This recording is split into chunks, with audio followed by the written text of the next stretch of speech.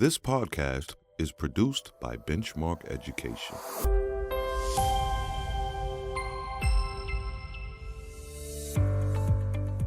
In this episode, the pillars of effective writing instruction. I'm Kevin Carlson, and this is Teachers Talk Shop. Can't stress that enough, that really a lot of time was spent looking at the student work. We didn't just come back and say, well, we think this worked. We tried things and then we looked at the student writing and decided whether or not it had actually worked. That gave us an approach that eventually became writing for understanding. That is Diana Leddy. She is a nationally known consultant and expert on standards-based writing curriculum and instruction. She was a classroom teacher for 30 years and a National State Teacher of the Year for Vermont. Diana is one of the founders of the Vermont Writing Collaborative, a core developer of the Writing for Understanding approach, and the author of many books and articles about teaching writing. Recently, author and educator Patty McGee spoke with Diana about the Writing for Understanding approach. The conversation begins at the beginning.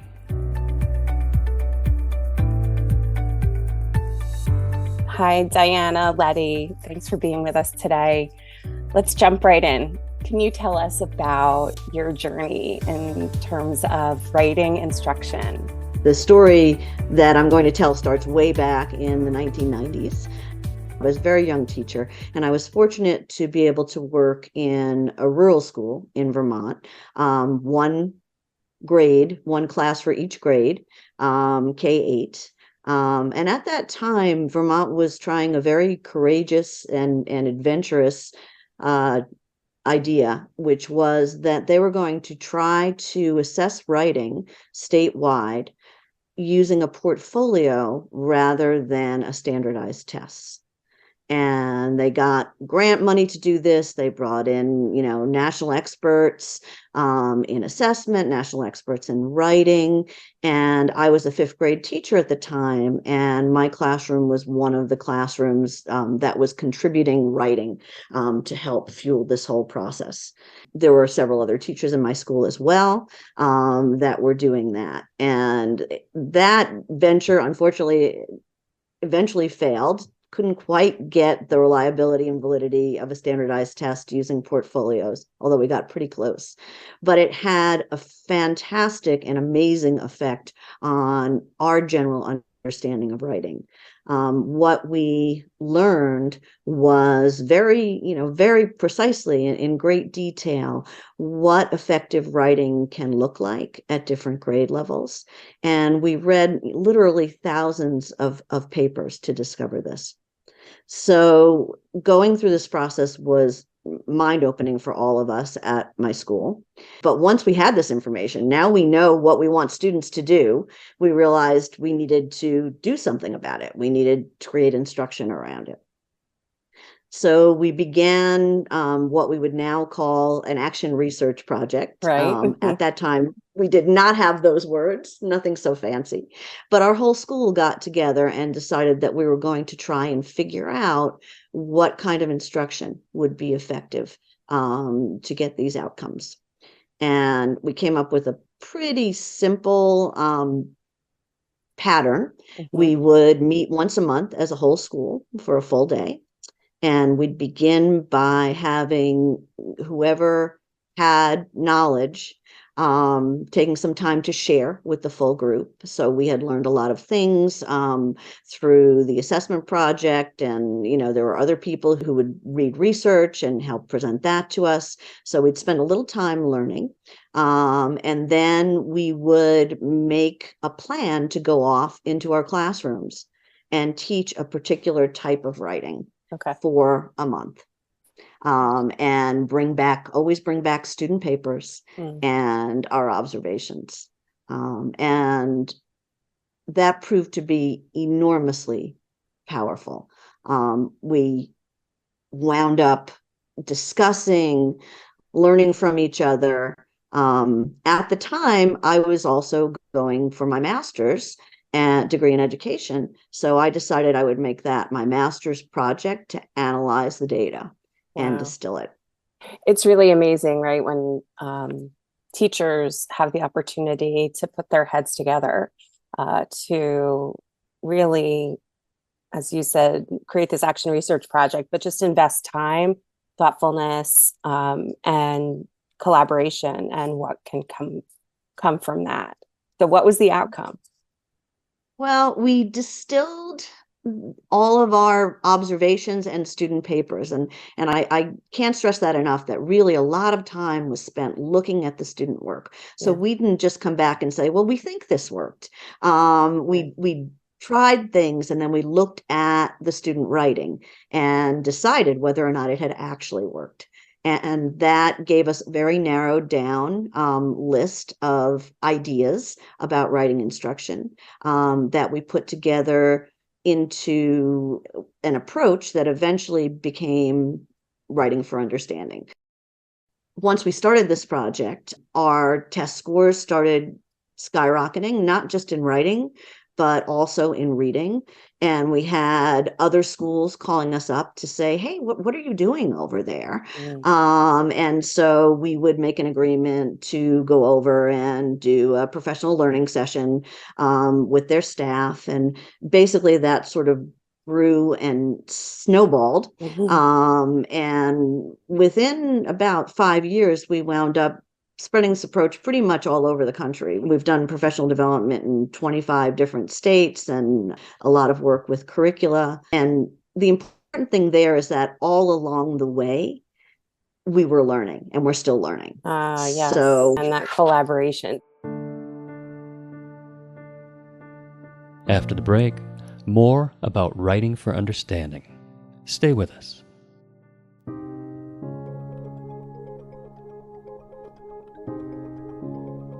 Informational writing goes above and beyond day-to-day classroom content. In their new book, Informational Writing Mini Lessons, your go-to guide for flexible, high-impact instruction, authors Eric Lepis, Michelle Stone, and Kirsten Widmer deliver more than 170 lessons for informational writing in grades K through 6. These detailed, user-friendly lessons support students at a wide range of developmental stages and cover the various genres of informational writing. They are designed for differentiation and help teachers address the needs of every student. Learn more at pdessentials.com. Go teach brilliantly. So can you give us some more detail then about what Writing for Understanding entails? We wound up with 3 what we call pillars that are the basis. The middle pillar that holds up the whole building is, oddly enough, understanding. What we discovered was that it is important to learn writing skills, and it is important for students to be skilled in the craft. But it's equally important when you read a piece of writing that piece of writing says something meaningful.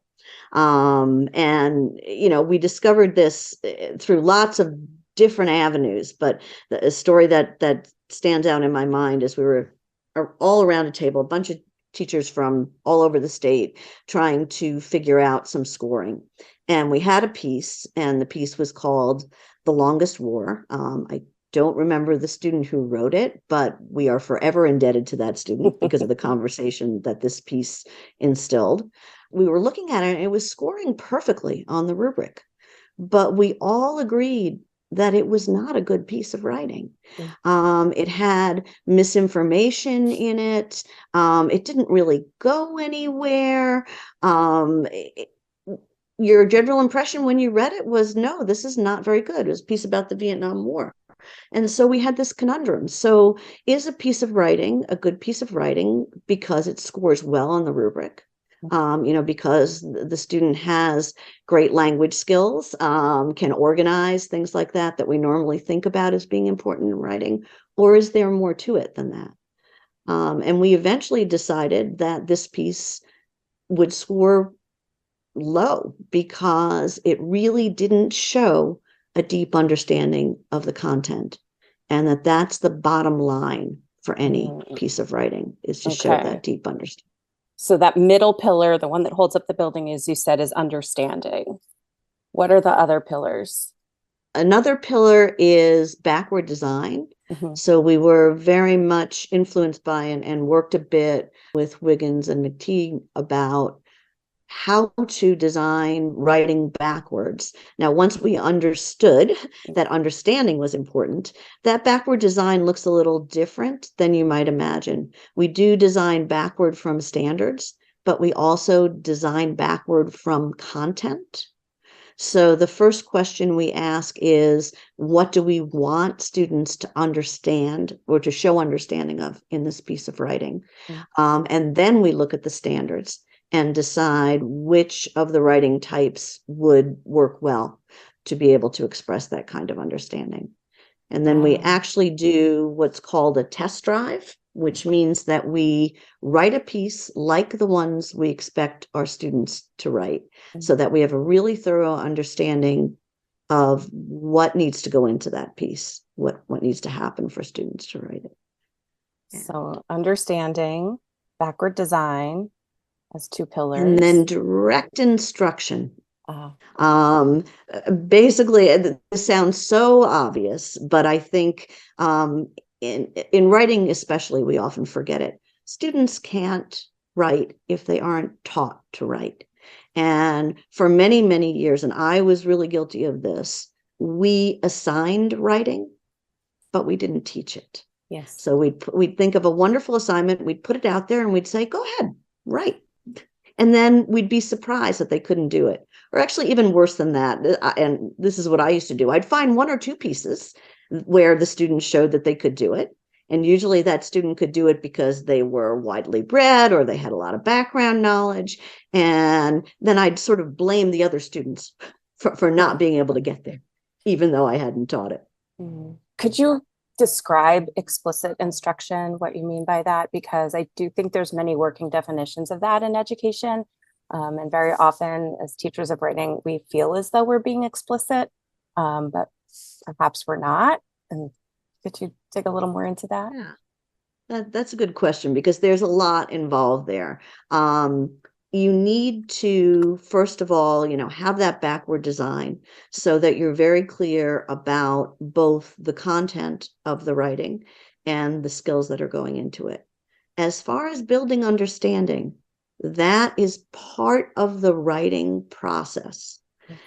And the reason that that's so important, that building understanding and explicitly teaching the content that you want to make sure students show that they understand, is because if it's not taught in class, then what you're doing is winding up depending really heavily on background knowledge. And in order to level the playing field, in order to make sure that all students actually have access to the knowledge and understanding that we want them to express, planning into your teaching a time to teach, not just to teach facts or to do research, but a chance to process, to really understand that content is part of explicit instruction. So generally, writing in our approach is text-based. You can build understanding in lots of ways, but since we're ELA teachers, the most efficient way is to have students use their reading skills and practice those while they're building content. And we all work with the same content, which is a huge difference as well. And that is so that we can discuss, we can have explicit lessons in it, we can take notes, and students can collaborate with each other. So that's the explicit instruction in building content knowledge.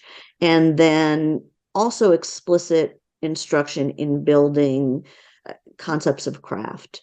So that will vary based on the writing type.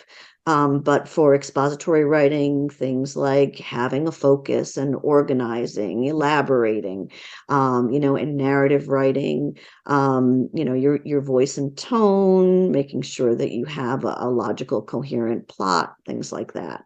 And all of that instruction is explicitly planned from a piece similar to the piece that you hope that students will write. Wonderful. So could you give us some ideas for any educators that are listening right now on what they might be able to do in the classroom, or anyone who's interested in taking a first step into this approach of these three pillars?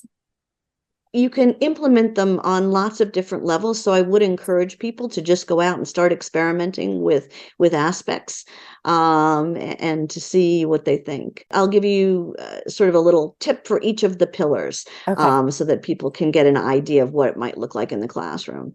So if you're looking at backward design, you want to ask yourself a slightly different question than you might have before when you design a writing assignment. I used to say, even if it was topic or content-based writing, I'd say, what is there that my students can write about in this topic? If you flip that question just a little bit and say, what can my students learn from writing? Then you're going to wind up with a good, solid assignment. Interesting. So think, what can my students learn from writing instead of what can my students write about? Yeah. So if you were doing, for example, a unit on animal adaptations, a science unit on animal adaptations, and you decided this would be a great thing for students to write about. Instead of saying, oh, learning a lot about animals, they can write a story about one of the animals that we learned about, things like that. Instead, say, well, what's the core here? The core is that they need to understand and show understanding of how animals adapt to their environments. So let's create a writing task where you can go with lots of different genres. They could either do an informative piece and explain how an animal or a couple of animals are adapted to their environment in an essay, or you could still do a narrative, but the narrative would be focused on, let's say, watching an animal use an adaptation in its habitat, and you create your story, your adventure around that. So what can my students learn by writing, I think, is important. And then for understanding, I would strongly recommend note-taking, especially class note-taking and group note-taking with your students. Note-taking is really difficult. We often don't give quite enough instruction in it. So starting by taking notes together is really important. One thing I've found that's really helpful in note-taking for all elementary students, but especially for primary grade students, is to take very brief notes using words and pictures. So if you're lucky enough to be able to draw, you can use the Noun Project, gives you free icons that you can download. But having a simple, again, if we're talking about animal adaptations, having a simple picture chart where you have a picture of the animal and then next to it a picture of the adaptation, and no more than a couple of words. Teachers will often say, oh, if I take notes for my students, with my students, then they're just going to copy what's up there. Right. Well, if it's a picture, they have to reconstitute that thought. So they don't just copy what's up there. They have to really understand it. And as I said, with primary students, I think teachers will find the effect of this is mind-boggling. I taught kindergarten for a long time, and I was very accustomed to saying, my students can't do this kind of thinking, whatever it was, complex thinking, because they're too young. Once I started taking notes, I realized that, of course, there are some things that my students are too young to do, but many things that I thought they couldn't do, they all of a sudden could do, because they didn't have to hold all of the information in memory. So if you have notes, especially picture notes, those can become manipulatives of thought. Students can take just like math manipulatives, students can look at those notes and they can play with them in their heads or sometimes with their hands. If you can create an activity where they're on a table and working together, where they can manipulate and move around information without having to remember all of it. And as adults, we do this all the time with complex thinking. We always take notes when we have some really hard thinking to do. And we also have more capacity to hold things in our brains and more background knowledge than younger students have. So if you take the time to take notes with your students and encourage them to work with those notes, I think you'll see that they can do much more complicated writing and thinking than you thought they could do before. Who they are is not only valuable, but is a gift to all of us. After the break, direct instruction. Stay with us.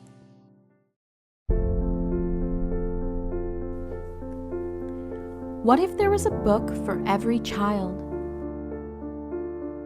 One that reflected their unique identity and affirmed the value of their experience.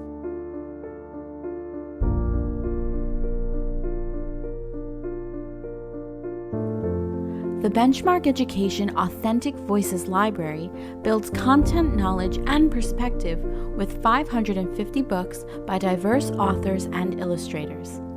Available in English and Spanish, print and digital, and featuring robust teacher supports, the Authentic Voices Library provides enriching encounters with meaningful text.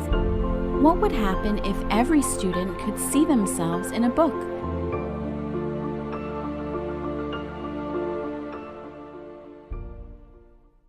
What about the direct instruction pillar?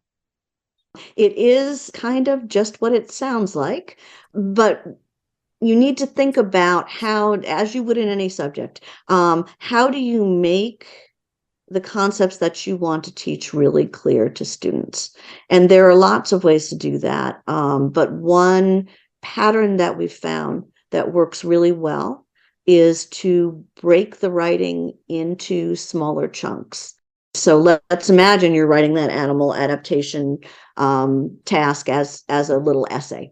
Have students write one paragraph at a time and start each lesson with instruction. So if we're writing the introduction, we begin by perhaps looking at a model of an introduction that's very well written, looking at what makes it well written, and then having students practice, orally rehearse what they are going to write. Speaking is very, very powerful, especially for younger students, but again, for all of us. And then writing it down.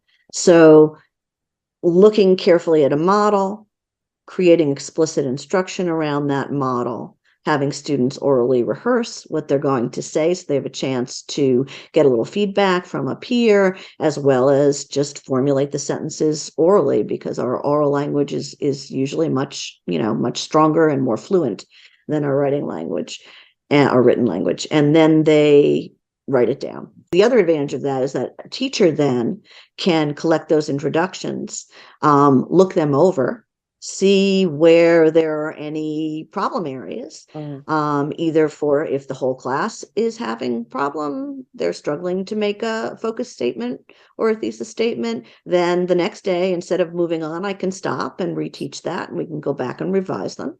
If it's just a few students, I can pull a group and we can go through that. But it really gives you an enormous opportunity to plan your teaching and to plan your reteaching. Yes, this is definitely making me want to do some more reading and researching. Thank you so much for coming and sharing. Writing for Understanding, at this point, a collaborative project of thousands of teachers. And this will have a direct impact on classrooms right away. I encourage teachers to go out and experiment and let us know what you find out, because it's all part of the process. Thank you. Thank you, Diana Leddy. Thank you, Patty McGee. And thank you for listening to Teachers Talk Shop. In this episode, we learned that understanding is one of the pillars of the Writing for Understanding approach. Students with deep understanding of a topic are better prepared to write about it. Benchmark Education offers a lot of products that can help your students build their background knowledge, including the Raycraft Books Knowledge Strands collection. These exclusive grade-level collections for your school and classroom libraries are linked to the knowledge strands in your units of instruction. They come with teacher's guides for every title, and the books themselves are beautiful. These collections help young readers deepen content knowledge, broaden perspective, and they enrich your core curriculum. Collections are available in hardcover or paperback for grades K to 6. Go to rbclassroomsets.com and select the Knowledge Strands tab. Throughout this season, we talk with leading literacy experts to explore current understandings and nuances of teaching and learning literacy. Our aim is to present a 360-degree view of literacy that positions us to address the needs of all students in today's classrooms. Thanks for listening. For Benchmark Education, I'm Kevin Carlson.